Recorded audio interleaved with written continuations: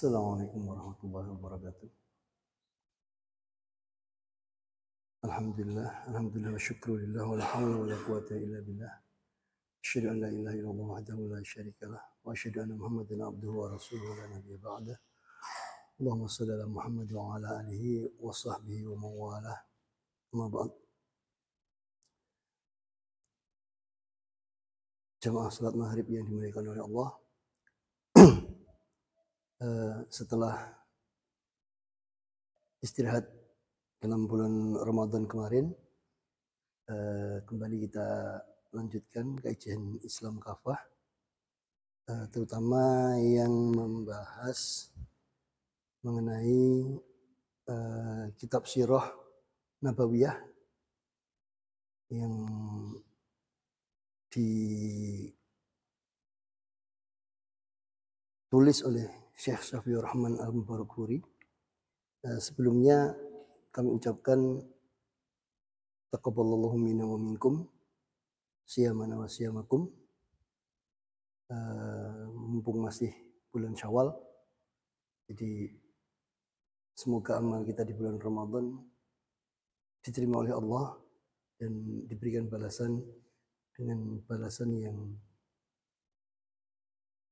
Allah janjikan.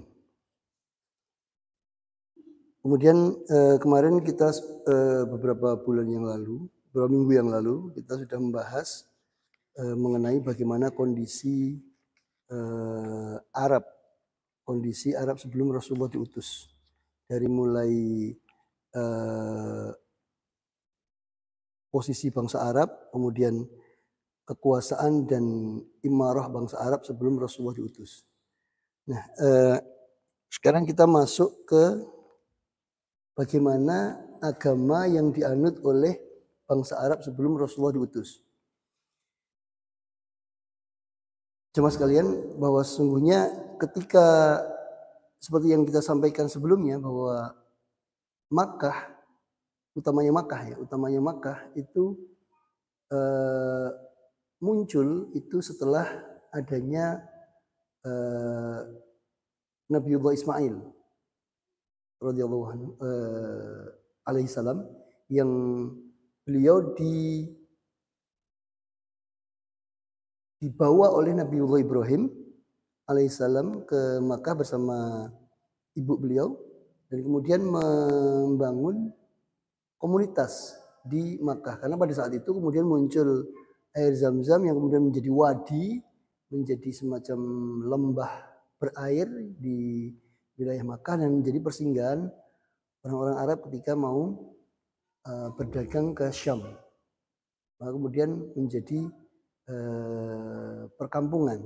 Nah, setelah itulah maka kemudian milah Ibrahim ini atau agama Nabi Ibrahim inilah yang dianut oleh bangsa-bangsa Arab, terutama yang tinggal di Makkah.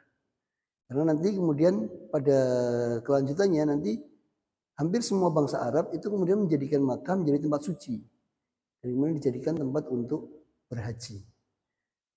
Nah, beriringnya waktu, kalau kita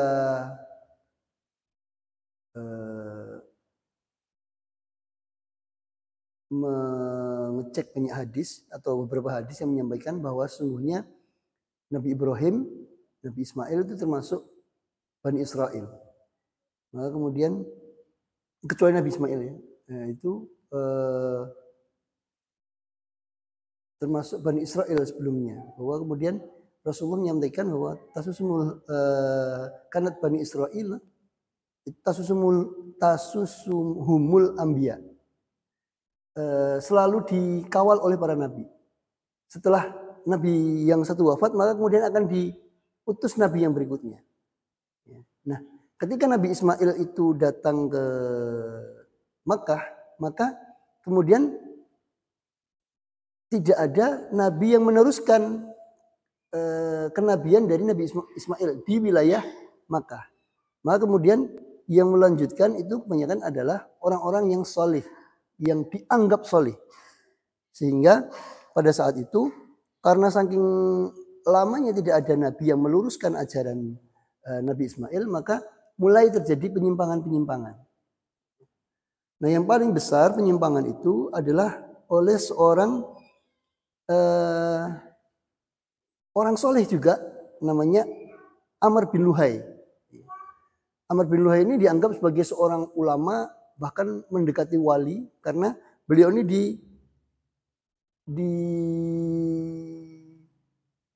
dipercaya setiap doanya itu dikabulkan oleh Allah. Nah, karena orang yang salih dan dia banyak berderma di masalah keagamaan, maka apapun yang disampaikan oleh Amr bin Luhai ini kebanyakan akan diterima oleh masyarakat Makkah. Nah, pada suatu ketika Amr bin Luhai ini pergi ke Syam, dan di sana beliau ini kemudian mendapati ada sebuah berhala, ya, yang kemudian dianggap ini benar oleh Amr bin Luhai. Kenapa Amr bin Luhai mengatakan begitu? Karena Amr bin Luhai menganggap bahwa berhala Hubal ini ada atau muncul di Syam. Di Syam itu kalau sekarang itu Palestina, Suriah, yang menurut Amr bin Luhai ini adalah negerinya para anbiya, negerinya para rasul. Rasul-rasul banyak diutus dari wilayah Syam. Maka menurut Amr bin Luhai, ini mungkin ini yang benar. Maka ini kemudian dibawa Hubal ini ke Makkah dan kemudian diletakkan di dalam Ka'bah. Maka terkenal bahwa Hubal ini adalah termasuk berhala yang paling agung, paling di selain berhala yang lain yang sering kita dengar, Lata, Uzza, Manat, gitu ya. Hubal ini termasuk berhala yang paling besar. Nah,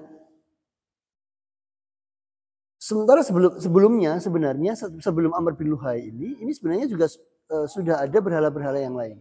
Ya, ini terjadi karena ya oleh orang-orang soleh berikutnya, oleh soleh sebelumnya. Mereka ini biasanya menganggap bahwa berhala-berhala ini adalah sebagai wasilah untuk menyampaikan doa-doa mereka kepada Allah. Karena ini dianggap adalah perwujudan orang soleh. Berhala-berhala itu dianggap sebagai perwujudan orang-orang soleh yang bisa mendekatkan diri mereka kepada Allah Subhanahu Wa Taala. Maka adanya berhala-berhala itu. Maka di bangsa Arab ketika Rasulullah diutus pun itu mereka sudah mengenal Allah.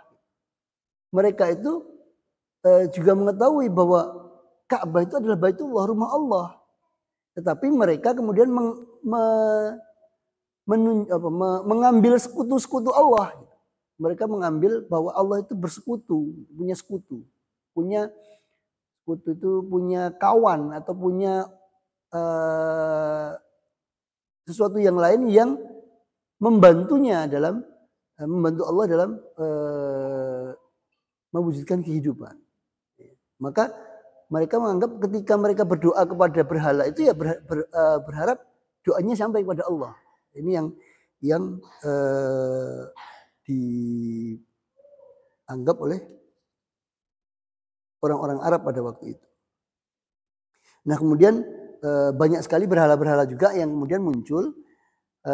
Salah satunya karena Amr bin Luhai ini, karena kemudian dia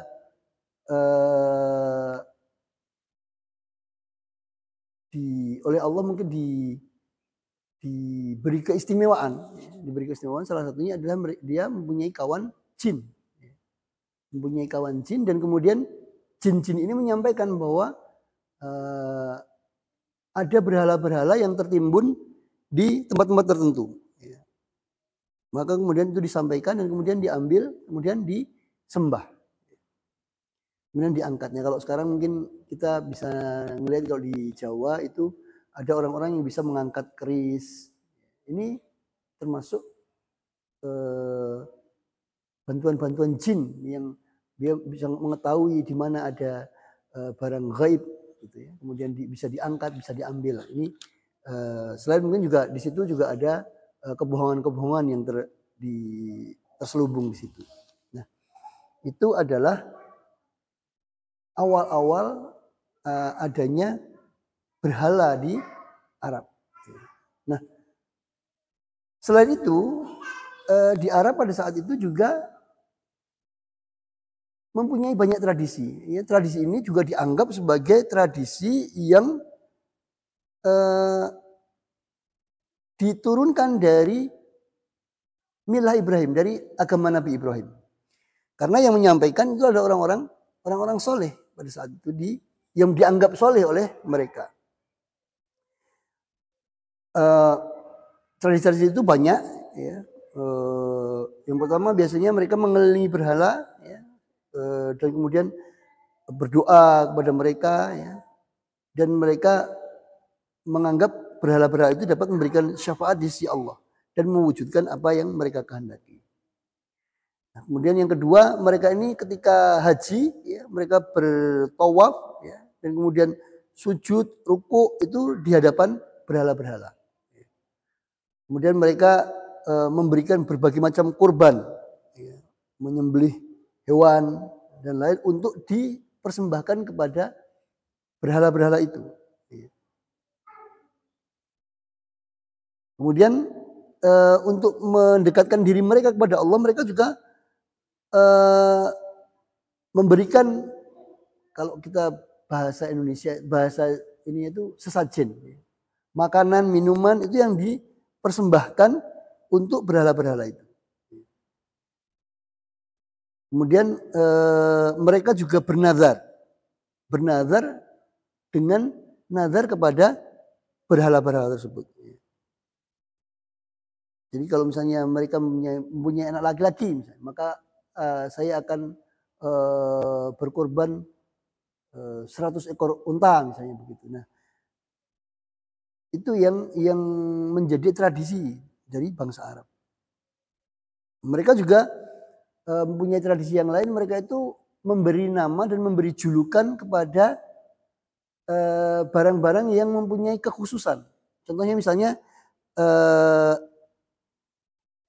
unta yang punya anak 10 dan semuanya betina semua. Nah, ini disebut sebagai bahiroh. Ini punya kekhususan. Dia tidak boleh diganggu dalam, misalnya sedang makan, sedang di padang pengembalaan itu, dia tidak boleh diganggu. Ya. Kalau mereka ini tidak boleh ditunggangi. Unta-unta ini nggak boleh ditunggangi, nggak boleh, bulunya nggak boleh dicukur. Mereka juga susunya tidak boleh diperah, diminum kecuali untuk memuliakan tamu. Nah, seperti itu. Kemudian ada juga yang kalau dia sudah melahirkan 10 dan kemudian dia melahirkan lagi, betina lagi, maka telinganya harus dipotong. Telinganya harus dibelah. Seperti itu. Dan banyak lagi, ada al-wasilah, ya, domba betina yang mempunyai 5 anak kembar. Yang semuanya betina. Ini juga dijadikan sebagai sarana takarub. Kalau kita di Indonesia ini biasanya barang-barang yang seperti ini, misalnya kayak ayam cemani, ayam yang hitam semua, biasanya seperti itu. Atau ayam yang putih semua. Ini biasanya juga dijadikan sebagai wasilah atau barang tradisi yang dipakai untuk berwasilah untuk mendekatkan diri kepada Allah atau kepada berhala-berhala yang upayanya juga untuk mendekatkan diri kepada Allah. Jadi juga seperti itu.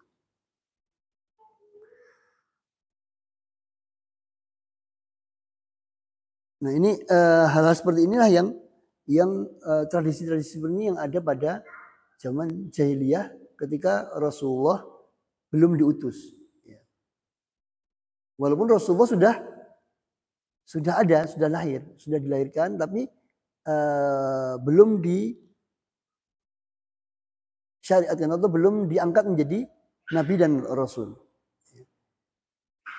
Hal seperti ini menjadi tradisi yang turun-temurun, ya, termasuk tradisi untuk membunuh anak yang lahir perempuan misalnya, atau mengubur hidup-hidup bayi perempuan. Ya, itu juga tradisi yang ada pada masa itu. Ya. Kemudian ada juga tradisi untuk mengundi nasib. Misalnya ketika mereka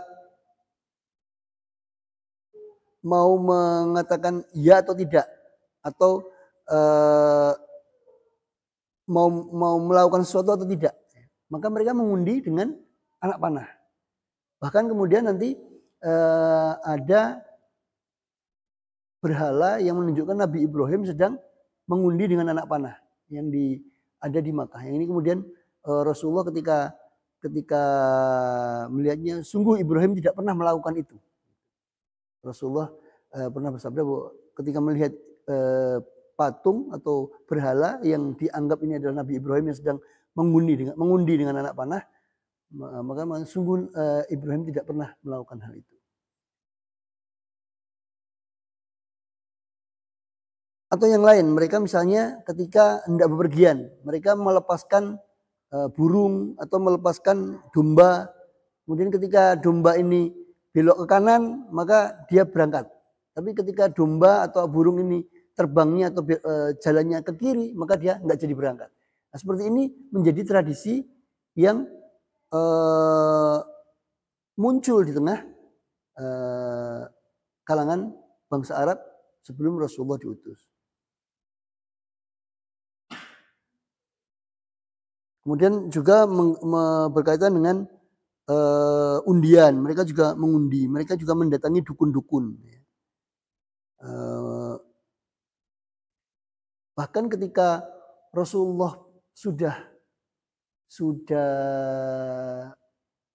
menjadi nabi dan rasul, ya, sebenarnya mereka ini ketika masuk Islam juga masih ada yang menyembunyikan keinginan untuk berdukunnya. Terbukti ketika Rasulullah itu wafat, itu beberapa kabilah itu bahkan kemudian mengangkat nabi-nabi palsu yang mereka ini adalah sebelumnya adalah dukun-dukun. Seperti misalnya Musailamah al-Kadzab dan beberapa nabi palsu yang lain. Itu sebelumnya mereka adalah dukun-dukun.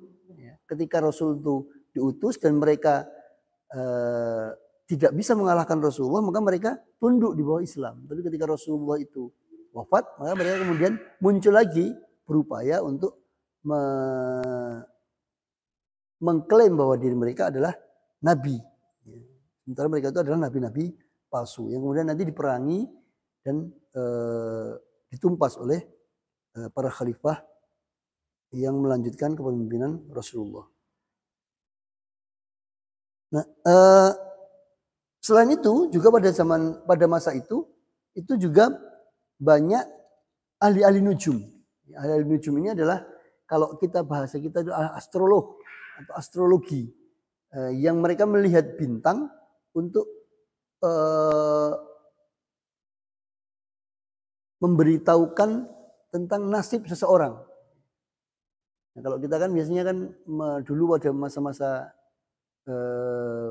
masih banyak majalah-majalah remaja, majalah-majalah pemuda itu banyak pasti ada kolom astrologi ya, tentang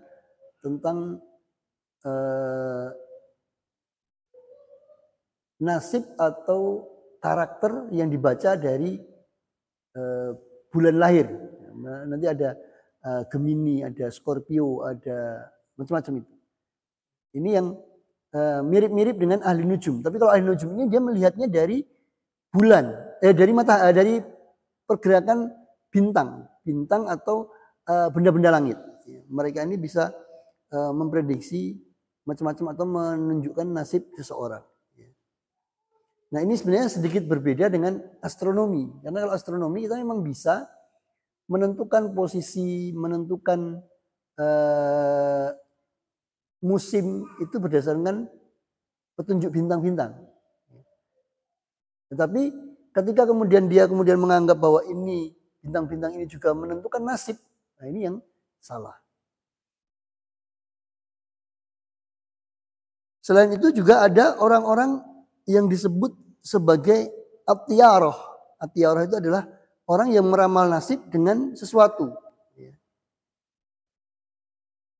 Ini mirip-mirip dengan tadi yang ketika ada orang mau bepergian, kemudian mereka ini mendatangi seorang tiaroh ini, kemudian dia akan mengambil burung atau domba yang ini kemudian dilepaskan. Kalau dia burungnya terbang ke kiri maka jangan pergi. Kalau burungnya terbang ke kanan maka pergi. Seperti itu.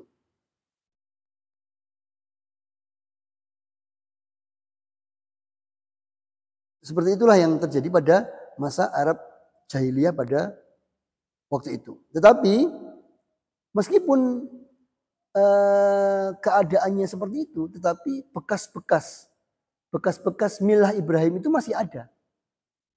Atau sisa-sisa agama Nabi Ibrahim itu masih muncul. Ya. Contohnya misalnya haji, ya, tawaf, ya. Kemudian wukuf di Arafah, kemudian kurban itu masih ada sampai ketika Rasul diutus. Cuma memang kemudian pelaksanaannya itu sudah menyimpang dari apa yang disyariatkan oleh Nabi Ibrahim atau Nabi Ismail. Nah, ini juga menunjukkan bahwa sungguhnya ketika Rasulullah diutus itu orang-orang Arab terutama yang tinggal di Makkah itu masih menganggap bahwa diri mereka adalah keturunan dari Nabi Ibrahim. Keturunan Nabi Ismail. Jadi mereka kemudian dianggap sebagai yang menjaga Baitullah. Maka ketika Rasulullah mau lahir, kemudian Ka'bah mau dihancurkan oleh Abrahah, itu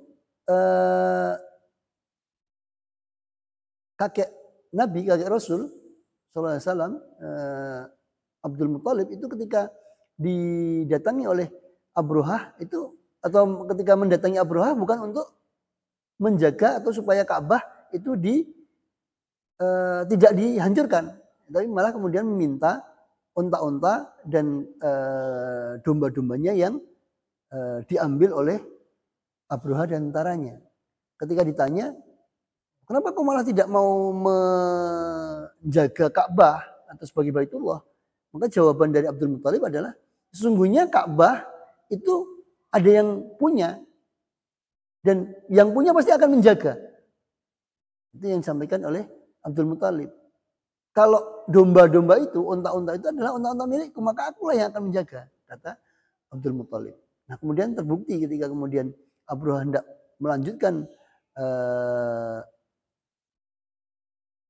keinginannya untuk menghancurkan Ka'bah, maka kemudian dihancurkan oleh burung ababil, yang itu memang diutus oleh Allah untuk menghancurkan tentara bergajah yang dibawa oleh Abrahah. Seperti itu yang keyakinan-keyakinan bangsa Arab pada saat itu. Lalu bagaimana agama-agama yang lain? Apakah pada saat itu sudah ada misalnya Yahudi atau Nasrani? Nah, sebenarnya bangsa atau agama-agama yang ada seperti Yahudi, Nasrani, Majusi, dan Sobi'i itu sudah masuk ke kalangan bangsa Arab. Ya.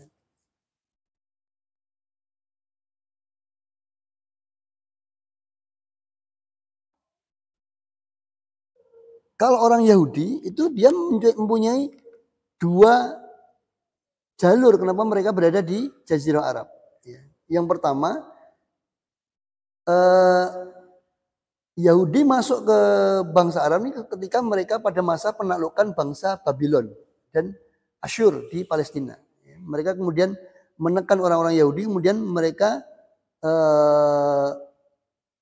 menghancurkan ini pada masa Nebukadnezar. Kalau dalam bahasa Arabnya itu Bukhtanasor. Ya, kalau dalam bahasa yang biasa bahasa Inggrisnya atau bahasa Latinnya itu Nebukadnezar pada tahun 587 sebelum Masehi. Mereka itu kemudian dihancurkan oleh Nebukadnezar dan dibawa ke Babilonia. sebagian dari mereka itu bisa melarikan diri dan mereka kemudian pergi ke Hijaz. Maka kita bisa lihat bahwa orang-orang Yahudi ini banyak berada di Arab, di tanah Arab. Yang paling banyak itu di Madinah. Kita bisa lihat Yahudi Bani Quraizah, Bani Nadir itu banyak ada di Madinah atau di Yasrib. Ini yang pertama, jalur pertama kenapa Yahudi ada di Arab. Kemudian yang kedua adalah pada tahun 70 Masehi ketika bangsa Romawi menguasai Palestina. Orang Yahudi itu orang Romawi ini menghancurkan haikal-haikal Yahudi sehingga berbagai macam kabilah mereka, kabilah-kabilah Yahudi ini pergi ke Hijaz, menetap di Yasrib, Khaybar dan Taima. Nah, mereka mendirikan perkampungan Yahudi di wilayah tersebut. Maka kita bisa lihat bahwa di Yasrib itu banyak orang-orang Yahudi. Dan mereka ini kebanyakan adalah muncul ketika pada tahun 70 Masehi ketika Romawi dicaplok oleh Palestina dicaplok oleh bangsa Romawi. Kemudian orang-orang Yahudi ini kemudian mendirikan benteng-benteng. Nah, kabilah-kabilah Yahudi yang ini terkenal seperti Yahudi Khaybar, ya, Bani Nadir, Bani Mustalik, Bani Quraizah, Bani Qainuqa. Ya. Nah, oleh di buku Wafaul Wafa ya, itu jumlah disebutkan bahwa di jumlah Yahudi kabilah Bani Yahudi yang muncul di wilayah Hijaz pada waktu itu ada lebih dari 20 kabilah. Nah, kemudian ada juga agama Yahudi itu yang masuk ke Yaman dibawa oleh As'ad Abu Karib. Ya. Awalnya dia berperang ke Yasrib dan kemudian memeluk agama Yahudi di Yasrib. Tapi kemudian dia pulang ke Yaman membawa 2 orang pemuka Yahudi dari Bani Quraizah dan kemudian menyebarkan agama Yahudi di Yaman. Nah, ini yang kemudian menjadikan Yahudi muncul di tanah Hijaz atau tanah Arab. Nah, kemudian bagaimana dengan orang-orang Nasrani? Kalau orang-orang Nasrani itu masuk ke Arab itu melalui pendudukan orang-orang Habasyah dan Romawi. Habasyah itu wilayahnya di Ethiopia. Ethiopia itu termasuk wilayah Afrika, wilayah Afrika. Nah, tapi kemudian pada suatu ketika, yaitu pada tahun 340 Masehi, itu orang-orang Nasrani itu masuk ke Yaman. Bahkan nanti akhirnya nanti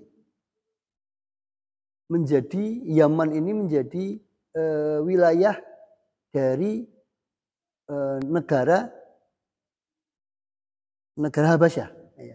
Negara Habasyah. Tadi nanti Abroha itu munculnya dari Yaman, bergeraknya dari Yaman. Jadi pada saat ketika ada orang-orang Yahudi atau orang-orang yang dimasukkan dalam parit kemudian dibakar, ya, ini kemudian orang-orang Nasrani yang ada di Ethiopia berusaha untuk membalaskan kekejaman itu dengan kemudian menyerang Yaman. Dan kemudian mereka kemudian menguasai Yaman dan kemudian mengajak penduduk Najran ini untuk memeluk agama Nasrani. Nah, akhirnya kemudian orang-orang ini salah satunya adalah Dzunnuwas, ya. Dzunnuwas dan panglimanya namanya Abroha. Nanti Dzunnuwas ini kemudian dibunuh oleh Abroha dan kemudian Abroha lah yang menjadi raja di Najran. Nah, ini kemudian sejarahnya kemudian Abroha ini membangun, karena melihat orang-orang Arab itu berhaji ke Makkah, maka mereka menginginkan supaya orang-orang Arab ini berhajinya jangan ke Makkah. Maka membuat gereja yang besar. Tetapi tidak ada yang mau. Semuanya masih tetap berhaji ke Makkah. Karena mereka merasa bahwa orang-orang Arab ini adalah orang-orang keturunan Nabi Ibrahim. Mereka makanya tetap berhijrah atau berhajinya tetap ke Makkah. Nah, sampai kemudian Abroha marah dan kemudian mau menghancurkan Ka'bah supaya orang-orang berhaji ke Najran. Ini adalah bagaimana agama Nasrani itu masuk ke Jazirah Arab. Nah, selain itu juga kita tahu bahwasannya orang-orang Arab itu berdagang ke Syam. Sementara Syam itu dikuasai oleh Romawi dan Persia. Ya, nanti ada Bani orang-orang Ghassan, ya, orang-orang Ghassan dan orang-orang satunya itu Hiroh. Ya. Hiroh ini dikuasai oleh Persia, maka kemudian nanti masuk agama Majusi melalui Hiroh ini. Nah, sementara dari Ghassan ini masuk agama Nasrani yang dipeluk oleh orang-orang Romawi. Maka selain masuk dari wilayah selatan, ya, dari wilayah Yaman, juga dari wilayah utara, dari Ghassan dan Hiroh. Maka agama Nasrani masuk, agama Majusi masuk ke situ. Nah, ini kondisi yang terjadi pada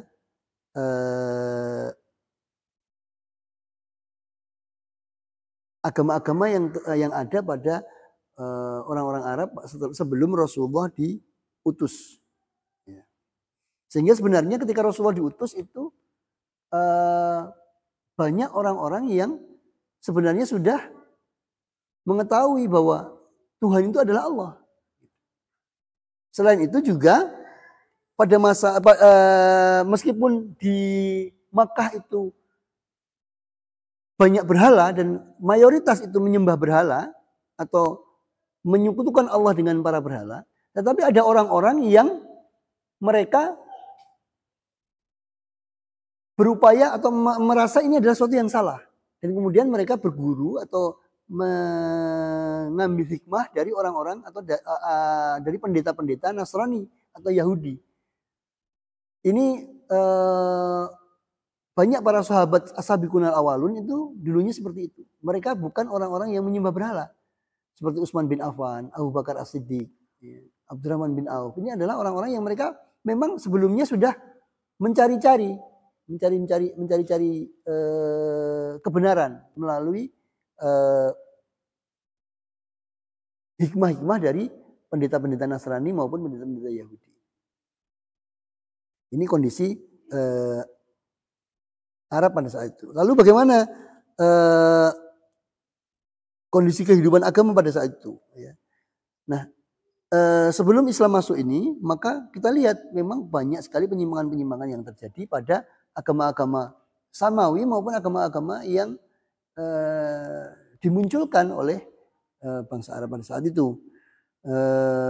Di agama Yahudi juga banyak penyimpangan, di agama Nasrani juga banyak penyimpangan, dan kemudian pada milah Ibrahim yang dibawa oleh Nabi Ismail ke Makkah pun juga terjadi banyak penyimpangan. Mereka bahkan kemudian mengabaikan tuntunan-tuntunan tentang akhlak yang disampaikan oleh Nabi Ibrahim dan Nabi Ismail.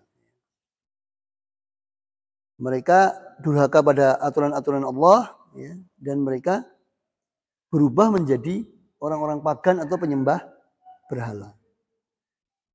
Sementara itu orang-orang Yahudi berubah menjadi orang-orang yang angkuh. Ini kita bisa lihat bagaimana orang-orang Yahudi itu ketika berada di Yathrib itu mereka merasa bahwa nanti akan ada nabi yang diutus kepada mereka. Mereka selalu menyampaikan itu kepada orang-orang Yathrib. Bahwa nanti akan ada nabi terakhir yang akan mengalahkan seluruh dunia dari kalangan mereka. Inilah yang didengar oleh orang-orang Yathrib. Maka ketika Rasulullah diutus dan kemudian ada orang-orang Yathrib yang datang dari suku Khazraj yang datang ke Makkah, pada itu mendengar bahwa ada Rasul yang diutus, maka mereka langsung daripada keduluan orang-orang Yahudi mengangkat atau mengambil Rasulullah sebagai nabi dan kemudian menjadi pengikut nabi, maka daripada keduluan mereka mending kita. Ini yang dilakukan oleh orang suku Khazraj, dan kemudian mereka berbaiat kepada Rasulullah di baiat Aqobah pertama dan baiat Aqobah kedua, dan kemudian membawa Rasulullah ke Yasrib atau Madinah. Ini yang terjadi pada orang-orang Yahudi. Mereka menjadi orang-orang yang sombong, dan mereka kemudian beriman kepada sebagian isi kitab dan sebagian kufur kepada sebagian yang lain. Yang ini kemudian diabadikan dalam Al-Quran. Nah, ini yang terjadi pada orang-orang Yahudi. Lalu bagaimana dengan orang-orang Nasrani? Yang terjadi pada orang-orang Nasrani itu kemudian menjadi agama pagan yang menganggap bahwa Tuhan itu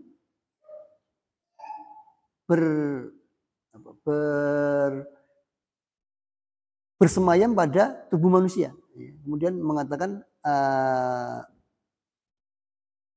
tentang Trinitas, ya, tentang